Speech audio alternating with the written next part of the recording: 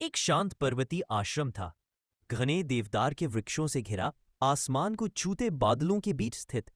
वहीं रहते थे गुरु वशिष्ठ, जिनके पास दूर दूर से लोग ज्ञान लेने आते। उसी आश्रम में एक शिष्य था, विनय। नाम की तरह उसका स्वभाव भी विनम्र था।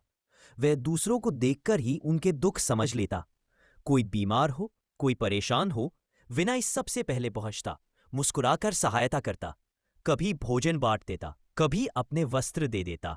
गुरु उसे बहुत चाहते थे, लेकिन विनय की एक आदत थी, वह बिना पूछे सलाह दे देता। कोई हल्की सी शिकायत भी करता तो वह तुरंत बोल पड़ता, तुम्हें ऐसा करना चाहिए, तुम गलत सोच रहे हो, मेरी बात मानो तो अच्छा होगा।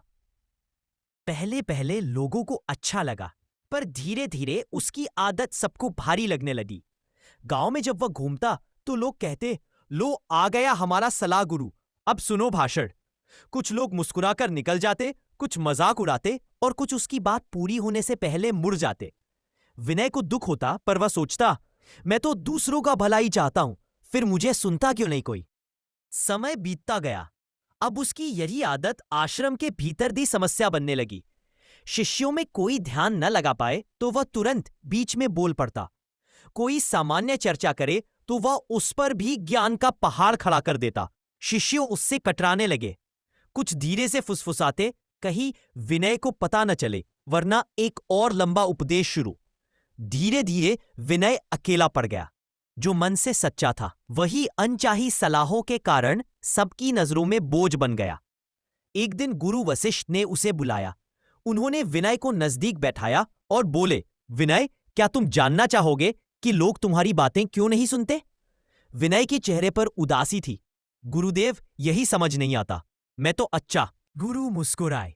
उन्होंने विनय को एक खाली कटोरा दिया और कहा, पहाड़ के नीचे जाओ, वहां एक वृद्ध कुम्हार मिलेगा, उससे पूछना कि खाली कटोरा कब काम आता है। विनय चला गया। विनय कुम्हार के पास पहुंचा। वृद्ध कुम्हार मिट्टी के बर्तन बना रहा था। विनय ने पूछा, बाबा, क्या खाली कटोरा भी किसी काम आता है? कुम्हार ने काम रोककर कटोरा हाथ में लिया, फिर मुस्कुराकर बोला, बेटा, कटोरा तभी उपयोगी होता है जब वो खाली हो। अगर ये भरा हो तो न इसमें कुछ रखा जा सकता है, न इसे कोई स्वीकार करता है। उसने मिट्टी उठाई, कटोरे को उलट पलट कर दिखाया और बोला, यदि मैं हर बर्तन में अपनी मर्जी से ही चीजें भर दूं तो कोई खरीदेगा नहीं, क्योंकि लोग अपनी जरूरत के अनुसार ही कटोरा भरना चाहते हैं। विनय सोच में पड़ गया। फिर वृद्ध ने धीरे से कहा, जो व्यक्ति हर समय बोलता रहता है, उसका मन भरे हुए कटोरे जैसा हो जाता है और लोग उससे दूर होने लगते हैं, क्योंकि वे खुद तय करना चाहते हैं कि क्या सीखना है, कब सीखना है। विनय के चेहरे पर गहरी शांति उतरने लगी। उसे लगा जैसे किसी ने उसकी बंद आंखों पर से पर्दा हटा दिया हो। युवक समझ नहीं पाया, पर मुस्कुराकर चला गया।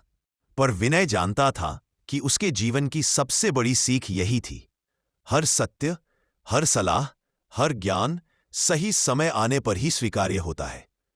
कहानी समाप्त। इस कहानी का संदेश, बिना मांगे सलाह देना संबंधों को कमजोर करता है।